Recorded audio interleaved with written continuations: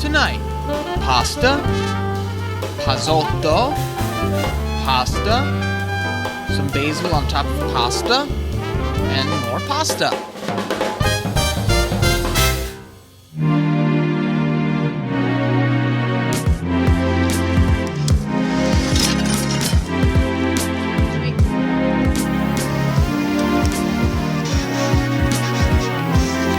Look, you gotta do this. Why? That's where it's hot. Look at that. Should we bring out the, I don't know, it looks too perfect. Too perfect? Perfect. Too perfect. Wow. Pizza was pretty much invented in Naples, and between going there and other places in southern Italy, I've determined that your home oven can hit the bottom end of the 300-degree window. That's perfect for cooking pizza. And your barbecue grill, that can hit the hotter end. You're telling me that the ideal temperature to cook pizza is between 500 and 800 degrees? Yeah, that's exactly what I'm telling you. Prove it. Okay.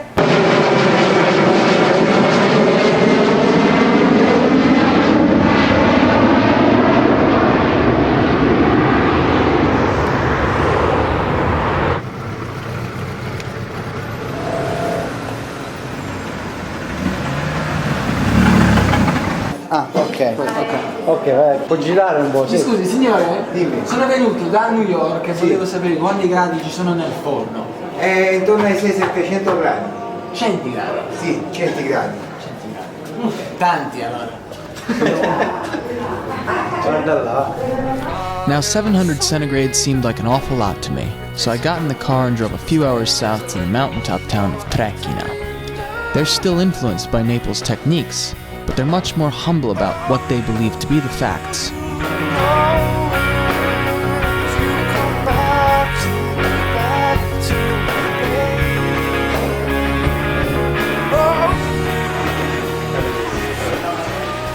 E poi secondo te 700 gradi sono troppo per fare la pizza perché si brucia? No, 700 gradi mi sembra un po' esagerato. 700 gradi sono troppo.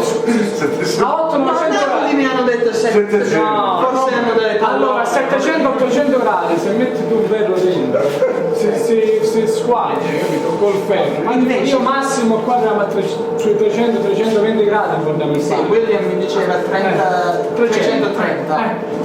So if the Italians are cooking at such a high temperature and cooking their pizzas in such a short period of time, why do most online recipes and cookbooks tell me to cook at a low temperature at the bottom of the oven? Well, either they don't know any better or they're afraid of taking their oven to the max. What are they afraid of taking it to the max for? I don't know.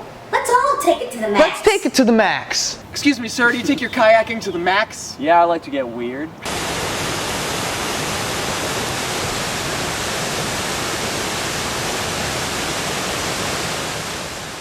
Let's dig right in with the dough. I've created a no-knead dough, which means you don't need a mixer and you don't need to knead it.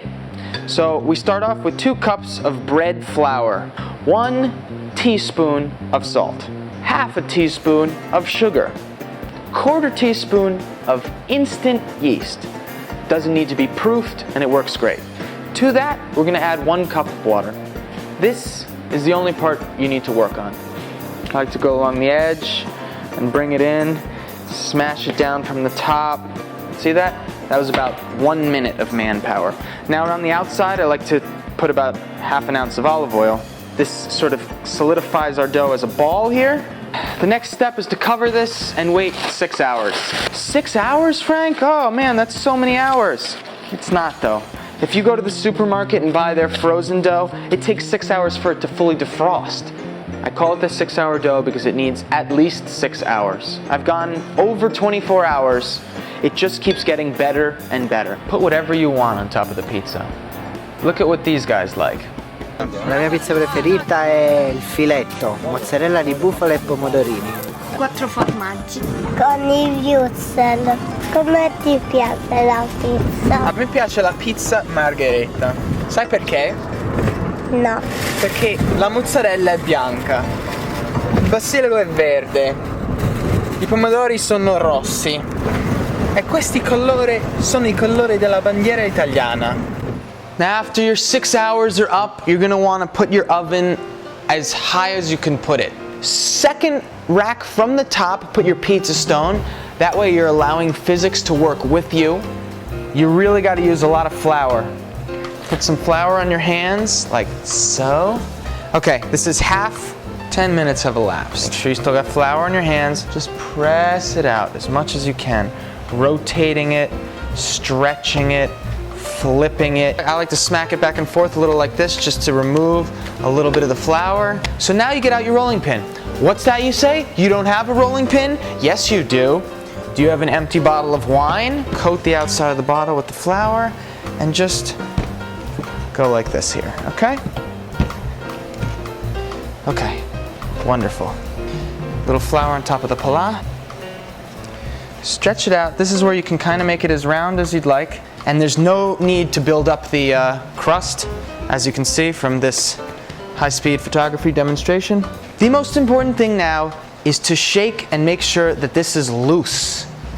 You want that loose, because when you go to slide it in the oven, if it's stuck, you got big problems. Cut the necks into the top of your tomato and place them into boiling water, 4 at a time. Sing a happy birthday to yourself. Happy birthday to you. When you're done singing happy birthday, put them in the freezing water. They should peel themselves, but if they're being naughty, peel them the rest of the way and cut them in half. Now sink your thumbs into the seedy, fleshy part of the tomato. Push them together, up and out. Throw all this terrible excuse for tomato internals away. We do not need it. Cut up the rest of the tomato. Mix it with olive oil and salt. Welcome, my friends, to the land of simplicità. Stay away from dried oregano, black pepper, and other things like this. They just confuse our simple sauce. You know, the possibilities for this sauce, they are endless. You can put it with the pasta. You can put it with the eggs. You can put it in the taco. You can put it on the pizza. You can eat it by itself. And in the refrigerator, it lasts for 1 week. So your time is never wasted. Fresh tomato sauce, you can do it.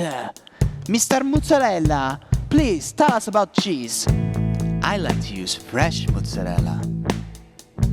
Either di bufala or fior di latte. If you like shredded mozz or pizza cheese, by all means, use it. Its low moisture content allows it to melt in an expansive manner, covering the entire face of your pizza. It's marvelous looking, and it's most certainly the American way. The only problem is that it's not delicious, which is why I endorse fresh cheese. It can give you that extra little push to make that certain someone or something feel that extra little bit special. Don't forget the basil. Sweet flavors will amaze you. Sprinkle it on top. Sprinkle it, don't stop. You gotta have the basil with the mozzarella and tomato. An overlooked ingredient. Just put it on there, be obedient. Put the basil queen margarita said so. If you don't, she's gonna put on a great big show. Have you gone completely mad? Pizza without basil is like the Italian flag without the color green. Simply preposterous.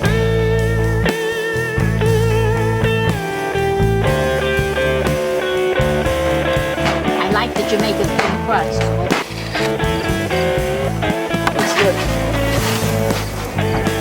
Mushrooms, mozzarella, tomato, basil. Caramelized onions, mushrooms, sliced garlic, salami picante, basil, sliced lemon. Where did you make Pizza pie. Delicioso. Now that is my favorite. Excellent. Excellent. Best is the lemon one. You didn't taste this one yet. That looks amazing. How about some pepper on there? But this is margarita. This is margarita.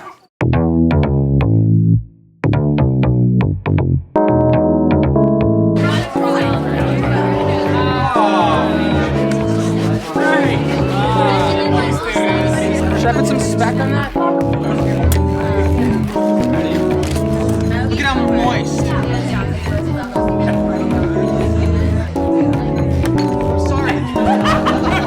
Ultimate pleasure, if you will. This is just unbelievable. Super yummy. The dough is perfect. The cheese is just wonderful. And the basil just tickles my senses.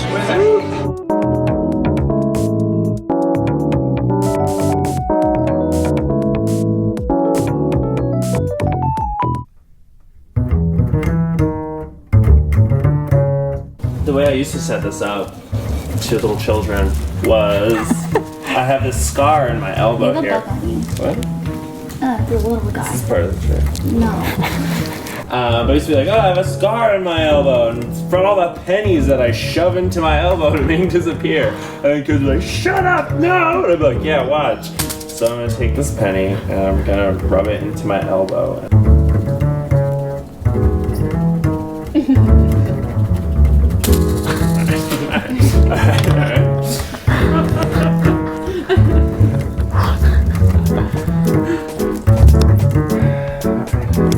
That's impressive. So where'd it go? Anna and Alex, yes, you're eaters. Yes. And magicians, comedians. Raconteurs. All right, Anna, what would you say your favorite thing to cook is? I cook risotto, and I cook stuff with tofu. Risotto. So how do you make your risotto? I throw in the arborio rice and some chicken broth a little bit at a time, and then I just stir it.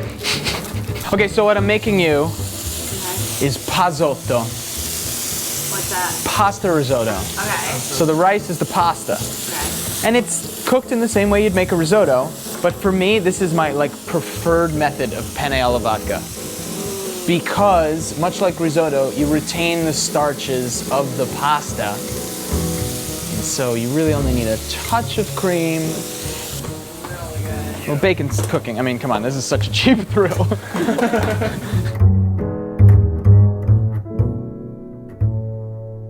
This is gonna clean the pan, yeah?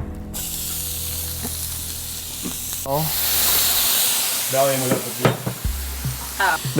Deglazing, just a little bit of water just to pull the gook off the bottom. Wait till you see my secret ingredient for the tomato paste. Brains. Brains. At this stage that I guess you would add your rice, would you say? Yeah. So. Recipe from the 1950s. It was like in the Betty Crocker cookbook, and they say to boil your pasta in Chicken stock? pasta sauce. Oh, so that's kind of what we're doing. Yeah. They were like real thick and soupy. Was she a real person? Yeah. Okay. I didn't know if she was a creation. I think she was. Yeah. I said that was a lot of So much assertion at first, and then she totally recants it. She's totally a real person. Maybe. Yeah, I met her. In a dream. Okay, so we're all glazed with our oil and everything, and we're gonna take some chicken broth. You don't have to heat it up. It's such a small little amount. I probably should be. You're totally right, Anna. Anna, the risotto professional. I'm sorry. No, my pan was a little hot. I'm actually trying to bring the temperature down. That's why I just put water in it also. Here's my heated sauce. Look, okay, it's hot. Do you see? Yeah. Very nice and hot. I put the sauce on the... You can already see like the deep, rich color that the pasta is taking on, yes? Yes. So sometimes I also like to get like some salty water going. Ew. Well, because no, you cook pasta in super salted water, right? Sure. So where is that element now? So I think I'm gonna get some salty water going. Keep this sort of at like a, a light simmer, just as you would risotto. Okay, so we put a little bit of salty water in.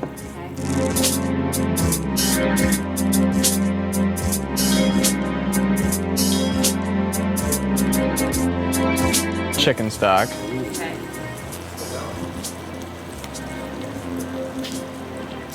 You owe me a penny, by the way. I wanted to keep it crispy, that's why I removed it, but it was never crispy to begin with, so. It's got some little crisp on the side. It needed a little more salt, so there's our salty water.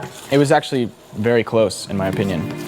So I'm just gonna give it a scoop of tomato now too. It's probably gonna be the last, and then we'll go straight to the vodka, because I think it's really close. You know how you can tell, like, when it's close? Like, I think there's one more liquid stage. I don't know if you've ever seen your pasta water after you boil the pasta, but it's white. All the starch is left behind. So in this, it's not. It's going in. It's almost like consistency of like a General Tso's. All right, now we're gonna add our vodka.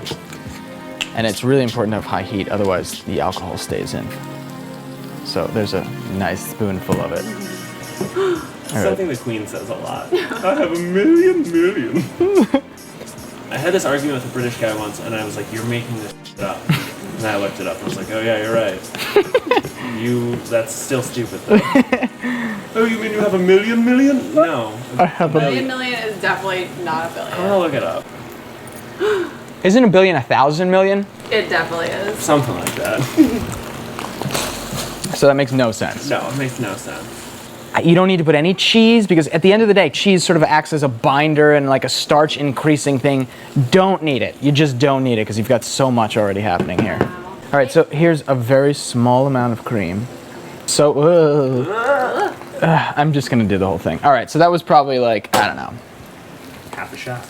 Yeah, half a shot. So pretty. This is a little It's basil. just a little baby one. And you know me, I've got to put the olio di oliva. Queen of risotto. Okay. I present to you pasotto alla vodka. Oh, thank you. Delicious pasta. But it's still al dente. I like that they're little tubes, because then there's like a little extra.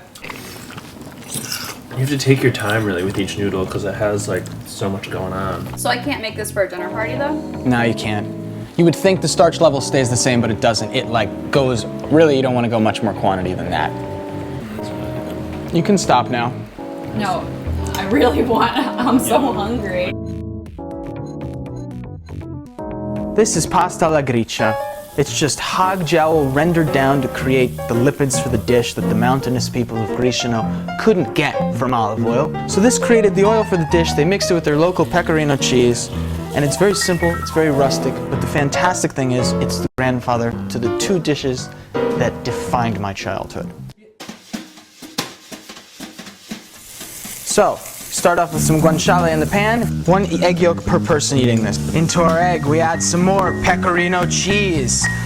Mix it around, let them get to know each other. I like to cook it a little bit underdone so that the last absorption of liquid into the pasta is the fat. The reason we don't want to add the egg in the pan is because it becomes a frittata. Pour while mixing here. A little bit at a time. You gotta do this while it's hot. If you do it while it's cold, then you really do have a raw egg. Carbone is coal in Italian, and the legend goes that either the black bits of pepper look like coal, or that the coal miners ate it in a little town called Rome. Maybe you've heard of it. Happens to be 100 kilometers southwest of Griciano. So here's evolution number 2 of Griciano. Spaghetti alla carbonara. I want it. It's wonderful. The most important thing is the guanciale, the hog jowl or pancetta or bacon. Throw it right into your hot pan. This is where the oil from the dish comes. You see in here that the guanciale has left beautiful souks. Remove your guanciale. You can see, look at all the oil that's left behind. I'm gonna throw some onions in the pan. The liquid of the onions has helped significantly pull those souks off. And now essentially we have a clean pan. Flip this around. Grate in a little bit of carrot. It adds for deep color and it adds sweetness that a lot of people try and achieve by adding sugar. This also helps thicken the sauce, so it can be a replacement for tomato paste. Here we have San Marzano tomatoes. So this comes right in. Come in with scissors. We already have very thickly cut onions, so these chunks of tomato will go really well with it. Do not cover this, leave it open. We want the water to evaporate away. We want this to become thick. So this is a perfect time to put the water on the stove. You want to put a lot of salt in here. You want it to taste like the ocean. You want the salt to be in the pasta. In with our rigatoni. Okay, now the guanciale returns to the sauce. You add a little bit of olive oil. You add your pecorino cheese. And you stir it up. It's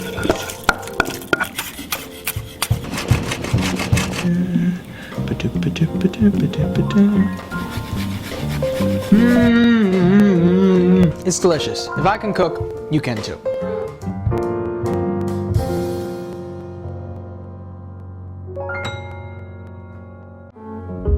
Medium heat in a frying pan. We're gonna decase our pork sausage. You just run your knife along the inside. Literally, the casing comes right off. 1 clove of garlic, some olive oil, like that. Break apart the sausage above the pan.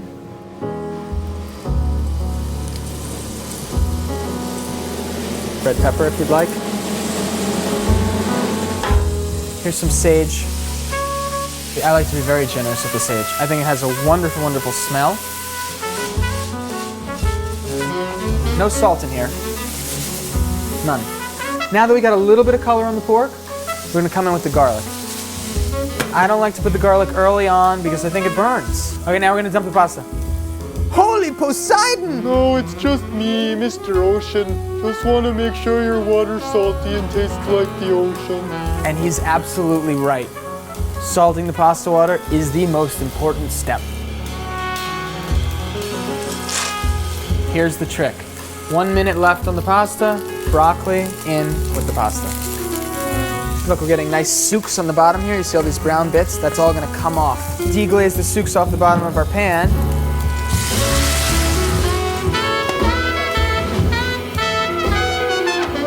Just scrape at it. The marriage, a little bit of white wine is a good idea, but I don't have any, so I put some beer that I made.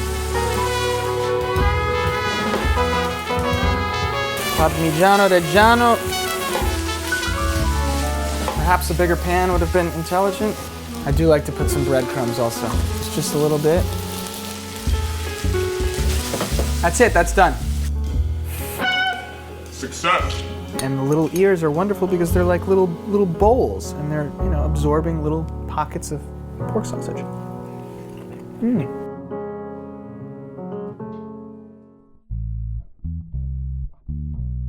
Okay, you're from Bristol in England. I had an Italian for the Italian dish today, but the Italian canceled on me, very ironically. Of course. And since England is thousands of miles closer to Italy than America, I think that makes you 75% more appropriate for you to decide whether this Italian dish is good or not. Absolutely. And we love Italian food, so, you know.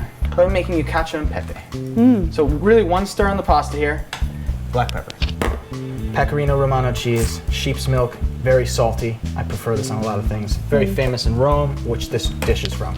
This is Parmigiano Reggiano. A lot of them use Grana Padano, which is really just the low-fat cousin, so slightly less flavor. But I don't have that here, I have Parmesan. Our pepper here. And we're just gonna put it in the pan. And you're gonna smell literally immediately. Yeah. It's like nuts, So right? strong. To stop the cooking, you just take a little bit of this water here. Whoop. It's all right, it happens all the time. So now that the cooking has, it's stopped. It's impossible to do this without butter. Just let that happen nice and easy. Bristol, England. It's definitely the only like big city in the whole region. The closest thing we have is Bath, which is like, I think about 20 minutes east of us. Does it have an E at the end? Nope. Just bath? Yeah, like taking a bath. Taking a bath? Same thing, yeah. A little more of this water here, which is loaded with starches from the pasta, which is good. Okay, kind of getting it going. Wow, that was timing. Okay, so we'll take this out here. This is really where the sauce sort of begins now, yeah? Okay. Pecorino Romano. Some of the Parmigiano Reggiano. We got that. Make a big mess. I make a mess. All right, so really the water here is a... Don't worry, the burnt smell is just stuff on this. It's not me making the dish poorly. So we did this 2 minutes under, yeah? Because we're finishing the cooking here, and really what we're looking for is, you can kind of see, I actually want it more, see, so that's not too thick. You can see around the outer edges here, right? That's working pretty nicely. Okay, so that's good. I'll be right back. Thank you. Cacio and pepe.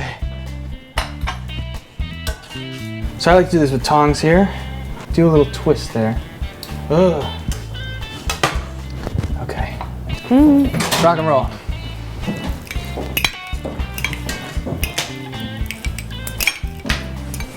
Oh, she cuts her spaghetti.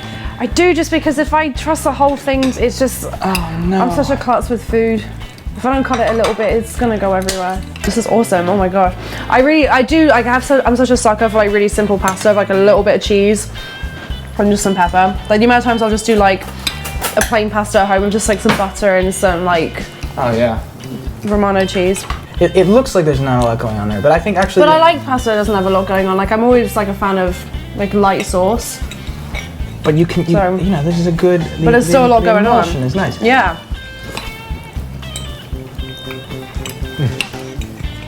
Oh. Yeah, it's really simple, but like sometimes that's all you need with pasta.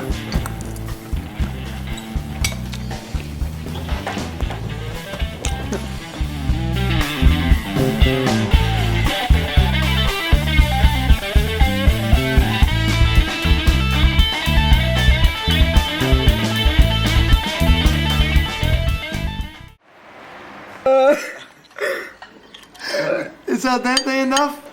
It's okay. Oh, that's hysterical. Grazie. Want coffee? No. Want an espresso?